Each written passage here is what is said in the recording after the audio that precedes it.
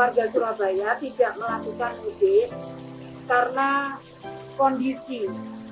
Saya tahu bahwa semua inginnya mudik, tapi kita harus tahu bahwa saat ini kondisinya tidak memungkinkan untuk kita melakukan perpindahan atau ya mudik lah. Kenapa? Karena risikonya sangat besar sekali.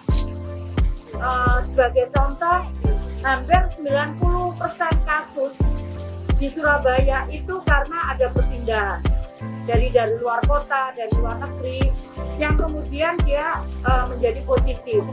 Dan itu kemudian berpengaruh terhadap keluarga di sekitar kita.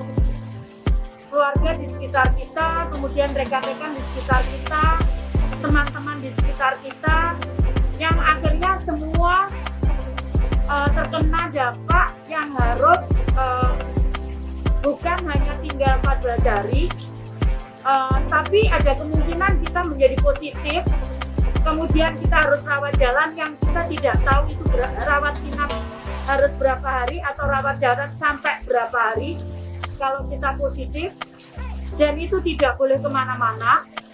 Karena itu mengingat risiko yang sangat besar itu, jadi kalau kita pindah misalkan dalam kondisi negatif, kita pindah ke suatu tempat, kita menjadi positif, kemudian kita menjadi positif, kita kembali lagi pulang ke Surabaya, itu akan juga tadi di tempat kita mudik itu juga akan pergerakan kita berpengaruh, kemudian kita kembali, kita juga akan berpengaruh kepada orang di sekitar kita. Tolong dipikirkan panjang risiko yang harus kita alami. Jadi ada 3. Kita mau sakit dan kemudian masuk rumah sakit, bahkan berimplikasi pada kematian. Kemudian yang kedua, kita masuk rumah sakit, kita nggak bisa nyari nafkah karena kita nggak tahu sampai kapan kita ada di rumah sakit. Atau kita mau sehat. Nah, kalau kita memilih sehat, maka ayo kita tidak lakukan pergerakan itu, mudik itu. Karena resikonya sangat besar sekali. Kita ngomong bahwa, oh ya, itu daerah sana nggak terjangkit.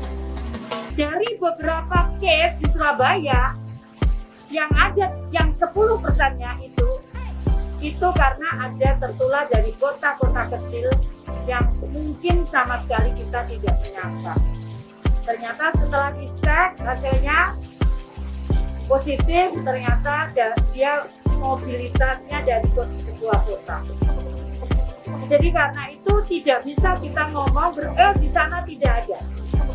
Tapi saat bergerak itu, maka kemungkinan risiko menjadi positif itu sangat tinggi. Seperti itu. Jadi tadi yang saya sampaikan. Ayo kita memilih seperti apa. Mari kita bersama-sama yang yang bijak. Bukan untuk diri kita sendiri, tapi untuk keluarga kita, juga untuk teman-teman kita, sahabat-sahabat kita, saudara-saudara kita, tetangga-tetangga kita.